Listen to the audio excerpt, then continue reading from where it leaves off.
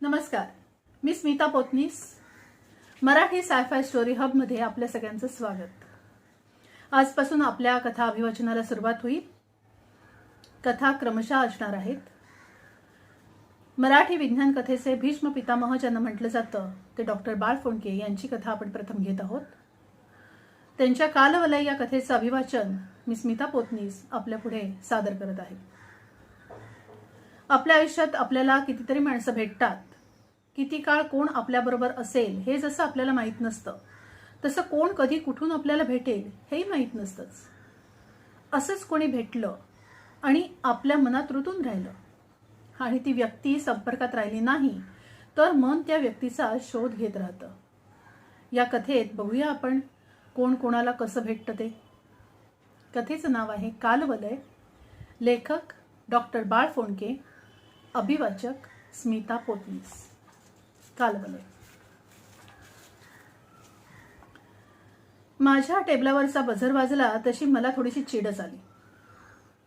नव्या product मिक्सचं proposal मनासारखं तयार होत होतं. बोर्डापुढे ते तसं ठेवलं तर तसंच्या तसं पास होईल अशी खात्री वाटू लागली होती. कामात अशी तंद्री लागली असताना डिस्टर्ब केलेलं मला आवडत नाही. सुनीताला माझ्या सेक्रेटरीलाही पक्क ठाऊक येते. वास्तविक ते ठाऊक असतानाही तिनं बझर वाजवला. त्या अर्थी तसंच महत्वाचं काम असावं किंवा इमर्जन्सी असावी अशी समजूत करून घ्यायला हवी होती मी. पण त्या कामात मी असा काही गुंतून गेलो होतो की ती शक्यताही माझ्या ध्यानात आली नाही. काय आहे? खसकन रिसिव्हर उचलून घेत मी थोड्याशा चिडखोरपणेच विचारलं. सॉरी सर, सुनीतानं माझा मूड ओळखून म्हटलं. मी डिस्टर्ब केलं नसतं सर तुम्हाला, पण कर्णिक तुम्हाला भेटू इच्छित आहेत. कर्णिक? कोण कर्णिक? जयवंत कर्णिक. मला कोणी कर्णिक आठवेना. आमच्या कंपनीतल्या सिनियर एक्झिक्युटिव्हमध्ये कोणी कर्णिक नव्हतं. माझ्या जवळच्या मित्रांमध्ये कोणी नव्हतं. तरीही सुनीतानं त्या कोणा कर्णिकासाठी मला डिस्टर्ब करावं. मी तिला काहीतरी तोडून बोलणार होतो, पण तोपर्यंत माझी कामाची लिंक तुटली होती आणि एकदम मी किती दमलोय याची जाणीव मला होऊ लागली होती. काही वेळ विश्रांती घेतली, एखादा कप कॉफी घेतली तर परत नव्या दमानं मी त्या प्रपोजलवर काम करू शकेन असं वाटू लागलं होतं. त्यामुळंच मी सुनीताला त्या कर्णिकला आत पाठवून द्यायला सांगितलं. त्यामुळे आणि एका उत्सुकतेपोटीही मला डिस्टर्ब करायला लावणाऱ्या त्या कर्णिकला पाहायची उत्सुकताही मला लागून राहिली होती. दारावर हलक्या आवाजात टिचक्या मारलेल्या मला ऐकू आल्या आणि त्या पाठोपाठ किंचित घोगऱ्या आवाजात विचारलेला प्रश्न. मे आय कम इन सर? मी नजर दाराकडे वळवली. साधारण माझ्याच वयाचा, मध्यम बांध्याचा, गोरा नव्हे पण उजळसर असा एक गृहस्थ दारात उभा होता. केस अतिशय विरळ झालेले. विरलेल्या घराच्या छपरातून आतली जमीन दिसावी तसं त्या विरळ केसातून दिसणारं गुलाबी टक्कल. ओठावर दिसेल न दिसेल अशी मिशी आणि खालचा ओठ वरच्या ओठाचं वर्चस्व झुगारून देण्याचा प्रयत्न करत थोडा पुढं डोकावलेला. माझं लक्ष त्याच्याकडे गेलं असं दिसताच एक किंचित ओशाळवाणं हसू उठावर खेळवत तो म्हणाला, good evening sir. Good evening. खरं तर ऑफिसची वेळ तशी टळूनच गेली होती. नेहमीप्रमाणे मी उशिरा काम करत बसलो होतो. Sorry to disturb you sir, पण उद्यापासून मी रजेवर आहे आणि हे आमंत्रण प्रत्यक्ष द्यायची इच्छा होती म्हणून त्यानं आपलं वाक्य अर्ध्यावरच सोडलं. कदाचित नेमकं काय म्हणावं हे त्याला सुचलं नसावं. आमंत्रण? कसलं? What are you talking about? लग्न आहे सर मुलाचं, पुढच्या बुधवारी. आपण अवश्य यावं म्हणून सांगायला आलोय. जेवायलाही यायचंय सर. माझ्या हातात इन्व्हिटेशन कार्ड ठेवत तो म्हणाला. आय सी, कॉंग्रॅच्युलेशन्स, मी यांत्रिकपणे म्हणालो. तो सर सर करत होता त्या अर्थी कंपनीतच असावा, एखाद्या मिडल लेवल पोस्टवर. हे मी एव्हाना ताडलं होतं. एन्व्हलपमधून कार्ड काढत ते वाचायला मी सुरुवात केली. Mrs Jayashree and Mr Jaywant Karnik request. मला हसू आलं. Mrs Jayashree and Mr Jaywant. Jayashree आणि मिस्टर जयवंत नाही. तसाच पुढे वाचत गेलो. लोक अट्टहासानं इंग्रजीत आमंत्रण पत्रिका का छापतात, तसं करताना इंग्रजीचा कसा मुर्दा पाडतात याचा विचार करत राहिलो आणि तसं करता करता अडखळलो. कर्णिकच्या मुलाच्या नावावर मनोज, म्हणजे माझंच नाव. गंमत वाटली मला. आय सी, तुमच्या मुलाचं नाव मनोज आहे तर? हो हो हो, म्हणजे माझंच नाव. हो हो हो ना सर. काहीच न कळून गोंधळल्यासारखा तो कसा बसा म्हणाला. मग यायचं सर, जरूर यायचं. मला अद्वित नमस्कार करत जाण्याच्या पवित्र्यात तो म्हणाला. येस येस, सुनीताला सांगून ठेवा. त्याला जाण्याची मुभा देत मी म्हटलं. तोपर्यंत मी परत फ्रेश झालो होतो. कॉफी न घेताच मी परत कामात गढून गेलो. पुढच्या काही दिवसात त्या कामातच मी इतका गुंतून गेलो होतो की रुटीन फायलींचाही ढीग जमा झाला होता. इतर कशातच माझं लक्ष नव्हतं. त्यामुळे मी कर्णिकच्या मुलाचं लग्नही विसरून गेलो होतो. लग्नाच्या दिवशीही मी असाच उशिरापर्यंत काम करत बसलो होतो. अन परत बजर वाजला. परत मी चिडूनच तो उचलला. परत सुनीतानं सॉरी सर म्हणत सुरुवात केली. सॉरी सर, पण कर्णिकांच्याकडे जायचंय ना लग्नाला. कर्णिक? कोण कर्णिक? जयवंत कर्णिक. सर, गेल्या शुक्रवारी आमंत्रण करायला आले होते. तुम्हीच त्यांना मला नोट करून ठेवायला सांगितलं. ओ येस, मनोज कर्णिक. आज आहे लग्न? किती वाजता? तसा अजून तासभर वेळ आहे सर. पण काय? मलाही जायचं होतं. मी निघावं? नो नो, असं कर, तू तयारी करायला लाग. 15-1 मिनिटात निघू. बरोबरच जाऊ. लग्नाच्या हॉलमध्ये मी पाऊल ठेवलं आणि येण्यात चूक केली की काय असं वाटू लागलं. अशा क्राऊडमध्ये मी नेहमीच अवघडल्यासारखा होतो. एकतर आपल्या ओळखीचं फारसं कोणी नसतं.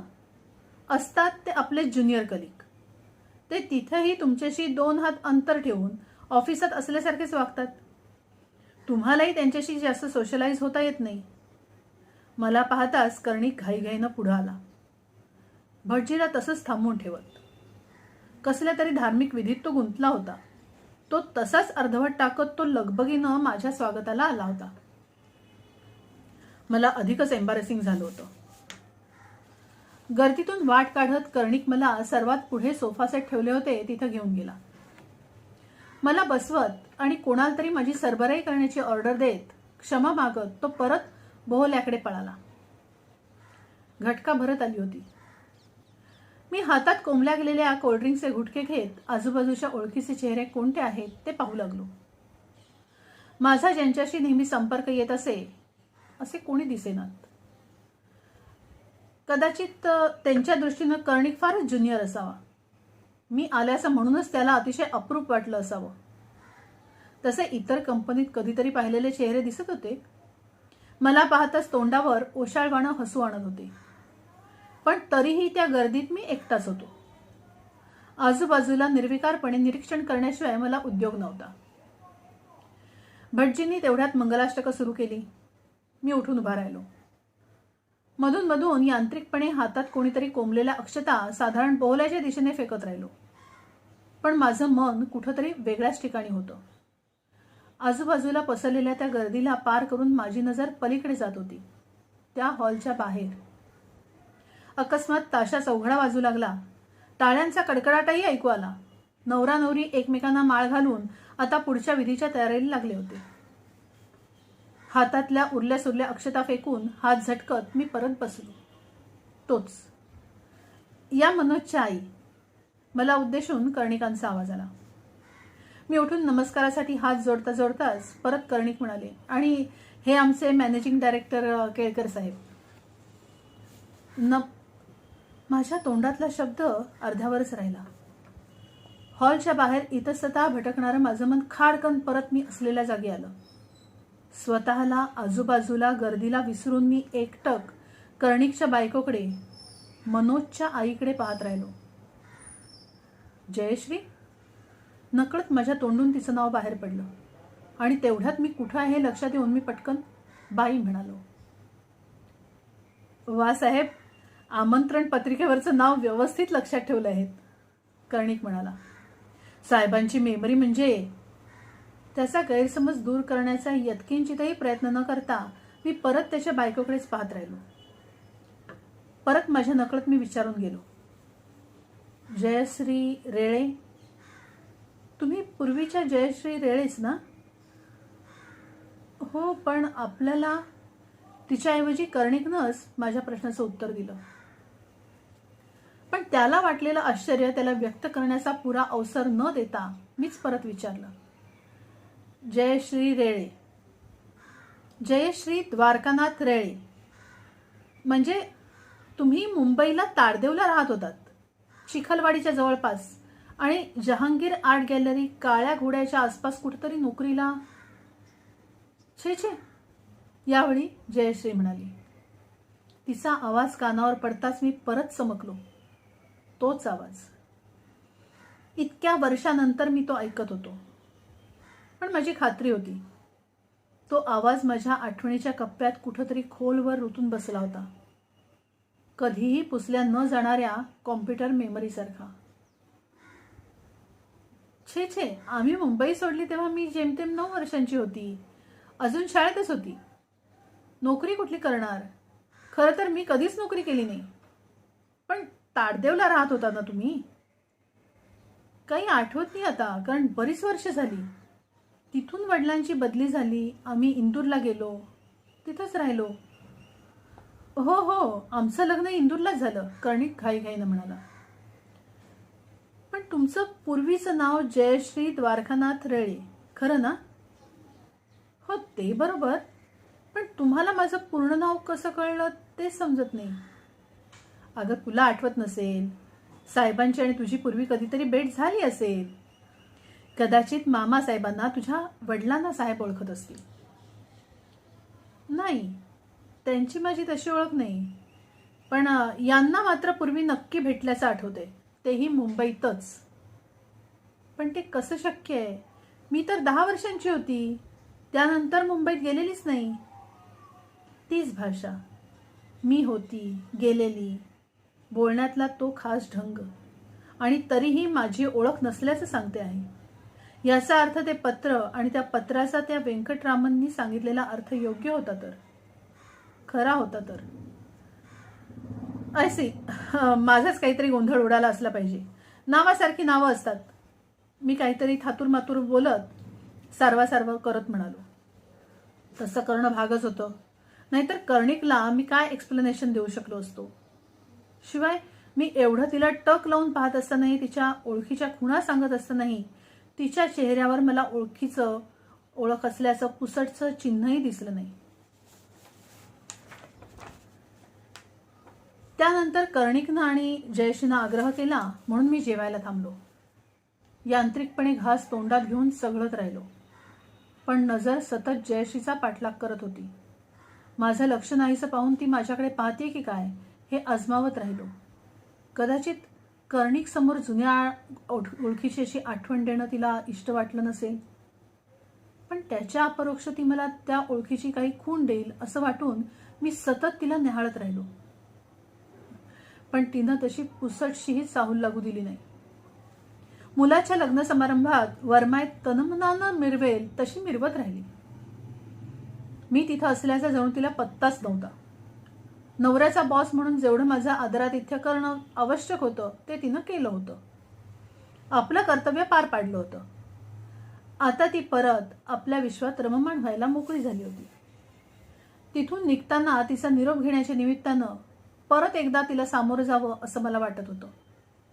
पण ज्या तऱ्हेने माझं अस्तित्व विसरून ती वावरत होती, त्यावरून त्या निरोपात केवळ औपचारिकताच आली असती हे मला जाणवलं, आणि मी फक्त कर्णिकचाच निरोप घेऊन निघालो. गाडीला ड्रायव्हर होता म्हणून बरं, नाहीतर त्या दिवशी माझ्या हातून नक्कीच ॲक्सिडेंट झाला असता, कारण माझं मन नव्हतं थाऱ्यावर. ते केव्हाच 25-30 वर्षांपूर्वीच्या काळात गेलं होतं, जेव्हा माझी जयश्रीशी प्रथम भेट झाली होती. क्रमशः. आता आपण पुढच्या भागात पुढची गोष्ट ऐकूया, पण पुढचा भागही नक्की ऐका.